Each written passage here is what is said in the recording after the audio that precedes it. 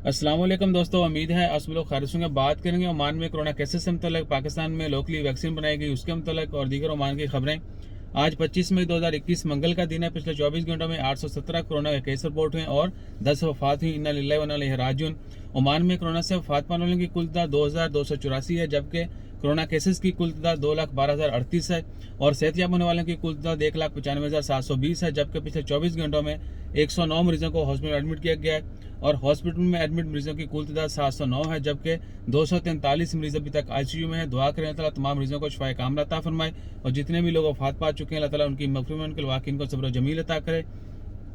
और पाकिस्तान के लिए गुड न्यूज़ ये है कि चाइना के जो फार्मूला है वैक्सीन का सैनोवैक, उसकी लोकली पाकिस्तान में जो है डेवलपमेंट की गई है, यानी पाकिस्तान में वो वैक्सीन तैयार की गई है और अगले हफ्ते जो है इंशाअल्लाह ताला खैर वो वैक्सीन लगाना शुरू कर दी जाएगी। और इसके अलावा ओमान में कुछ मेजर ख़ास अपडेट्स नहीं है। सिर्फ ये है कि रफ सी की वजह से जो फिशरमैन जो है उनको अलर्ट किया गया कि बहर हिंद में, बहर अरब में जो है वो समुद्री तूफ़ान का खदशा है। यास का नाम दिया गया उसको। तो कोशिश करें कि ज़्यादा डीप नहीं जाएँ, यानी ऐसा ना हो कि आप समुंदर के अंदर जाएं और बाद में जो है पानी का लेवल जो है वो बढ़ रहा है। सो तूफ़ान अगर ओमान की तरफ आता है तो उनके लिए मुश्किलात हो सकती हैं। सो इसके अलावा अभी तक ओमान की दीगर खबरें, लेट मी रिफ्रेश न्यूज़पेपर्स में अभी तक कुछ ख़ास खबर नहीं है। और जी एक है, एक कंपनी है ओमान इंडिया फर्टिलाइज़र कंपनी ओमिफको जो है, उन्होंने $1 मिलियन जो है वो डोनेट किए हैं ओमान में वैक्सीनेशन के लिए।